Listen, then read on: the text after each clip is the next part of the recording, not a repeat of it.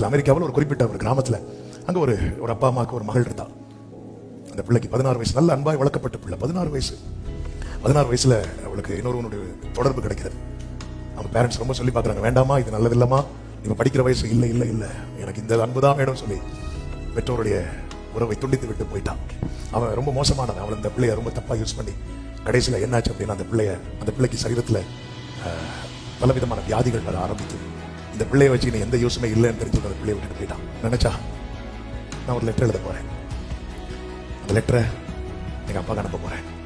அந்த லெட்டரில் என்ன எழுதியிருந்தானா, அப்பா நான் தப்பு பண்ணிட்டேன், நாங்கள் வந்தால் நீங்கள் என்ன அக்செப்ட் பண்ண மாட்டீங்க எனக்கு தெரியும், இருந்தாலும் ஒரு சான்ஸ் நான் கேட்குறேன், ஒரு வெள்ளை கொடியோ அல்லது ஒரு வெள்ளை துணியோ நீங்கள் கட்டி வச்சுட்டீங்கன்னா நீங்கள் அக்செப்ட் பண்ணுறீங்கன்னு அர்த்தம். நான் அந்த பஸ்லேருந்து இறங்கி வருவேன். அப்படி இல்லைன்னா நீங்கள் என்ன அக்செப்ட் பண்ணல, அந்த பஸ்லேருந்து இறங்கவே மாட்டேன், நான் அப்படியே போயிடுவேன்ப்பா அப்படின்னு சொல்லிட்டு லெட்டர் எழுதுறான். அந்த மரம் கிட்ட பஸ் வருது, அந்த மரத்துக்கு பக்கத்தில் வரும்போது பார்த்தா நிறைய வெள்ளை துணி. இவளுக்கு சந்தோஷம் தாங்க முடியாம இறங்கிட்டா. இறங்குனதும் ஓடி போய் இவளை கட்டி பிடிக்கிறாரு. இவ கேட்கிற அந்த இடத்துல இருந்து, அப்பா நான் உங்கள்கிட்ட ஒரு துணி தானே கட்ட சொன்னேன், நீங்க ஏன் ஃபுல்லா கட்டினீங்கன்னு கேட்கும்போது அந்த அப்பா சொன்ன வார்த்தை, நான் ஒரு துணி கட்டி ஒருவேளை நீ பார்க்காம போயிட்டேன்னா, அதனாலதான் என்கிட்ட இருக்கிற மொத்த வெள்ளை துணியையும் நான் இதில் கட்டி வச்சுட்டேன், எனக்கு நீ வேணும், உன்னை நான் மிஸ் பண்ண விரும்பல. பிரியமான கர்த்தருடைய பிள்ளைகளே, நம்ம பல பக்கம் திரும்பினோம், எல்லா பக்கத்திலும் அவர் நின்னதுனாலதான் ஏதோ ஒரு பக்கத்துல நம்ம பார்த்து, ஹalleluya, நம்ம எல்லாம் சரியான திசையை நோக்கி பயணித்து இங்க வந்தவங்க நினைக்கிறீங்க.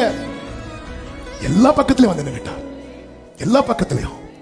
ஆண்டவரே, நான் வானத்துக்கு ஏறினாலும் அங்கே இருக்கிறேன், நான் பாதாளத்துல படுக்கை போட்டாலும் ஏன் ஆண்டவரே அங்கேனா, ஒருவேளை நீ பார்க்காம போயிட்டேனா, எப்ராஹிம் எனக்கு அருமையான குமாரன் அல்லவோ, என் தேவன் என்னை பிள்ளையாக்கினது எனக்கு பாராட்டின கிருபை என்றால் நான் சொல்லுவேன், என் சேனைகளின் கர்த்தருடைய வைராக்கியம் எனக்கு செய்ய வேண்டியதை